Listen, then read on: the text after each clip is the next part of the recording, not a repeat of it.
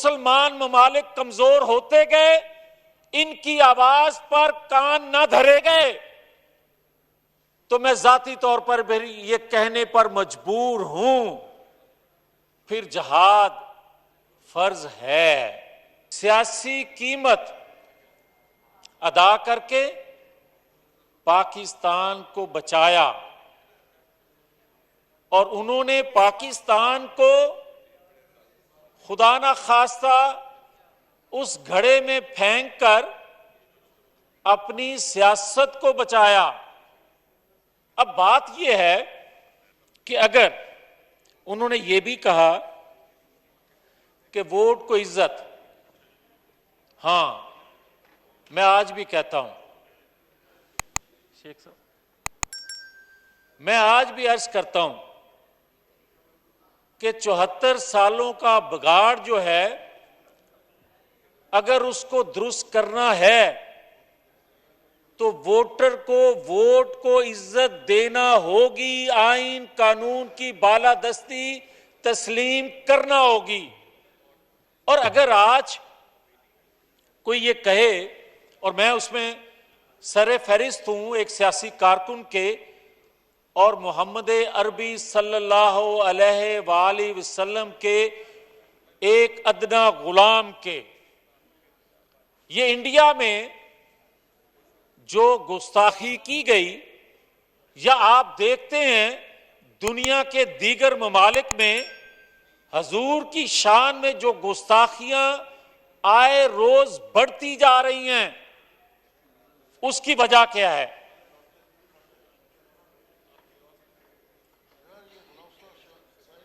Order in the house please, no cross talk. جی، یہ بڑھنے کی وجہ جناب اسپیکر اسلامی ممالک کا کمزور ہونا، اور اگر ہم روز اسی کمزور منزل کی جانب بڑھتے گئے اور ایٹمی قوت پاکستان روز بروز کمزور ہوتا گیا، تو میرے منہ میں خاک، یہ آئے روز محمد عربی کے غلام احتجاج نہیں، اپنی جانوں کے نذرانے دیں گے۔ مگر میں یہ کہنا چاہتا ہوں کہ ایک وقت آئے گا، میں دنیا کے حاکموں کو یہ کہنا چاہتا ہوں، دنیا کے طاقتور طبقے کو یہ کہنا چاہتا ہوں کہ اگر ہم اندر سے کمزور ہوتے گئے، مسلمان ممالک کمزور ہوتے گئے، ان کی آواز پر کان نہ دھرے گئے، تو میں ذاتی طور پر بھی یہ کہنے پر مجبور ہوں، پھر جہاد فرض ہے، پھر گستاخ کا سر تن سے جدا کرنا کلمہ گو پر لازم ہے۔ یہ نہیں ہو سکتا کہ پاکستان ہو یا مسلمان ممالک ہوں، ان کے حکمران کسی مصلحت کے تحت، کسی عوام کے اس قوم کی ضرورت کے تحت ان کی آواز کو کمزور جانا جائے، عمل نہ کیا جائے ان کے احتجاج پر، ان کے مذہب، ان کے عقیدے پر بار بار انگلیاں اٹھائی جائیں، باتیں کی جائیں، روکے کوئی نہ، تو پھر یہی ہوگا۔ مگر میں یہ ضرور عرض کرنا چاہتا ہوں اپنے پاکستانیوں کو، دنیا کے مسلمانوں کو، کہ اپنی ریاست، اپنے املاک، گولی کھانا اپنے ملک میں، گولی مارنا اپنے ملک میں، یہی گستاخان رسول جو ہیں ان کی سازش ہے آپ کو کمزور کرنے کی۔ میں سمجھتا ہوں پھر یہ کرنا ہوگا کہ اگر ہماری کوئی آواز نہ سنے دنیا میں، تو پھر ہمیں اپنے املاک کو، اپنے کلمہ گو مسلمانوں کو نقصان دینے کی بجائے پھر وہی ہے جو ہمارا دین کہتا ہے، جو راستہ ہمارا دین دکھاتا ہے۔ تو پھر میں یہ کہنا چاہتا ہوں، آج جناب اسپیکر، ایک اسلام آباد کے گلی کوچوں میں آج مختلف سوشل میڈیا پہ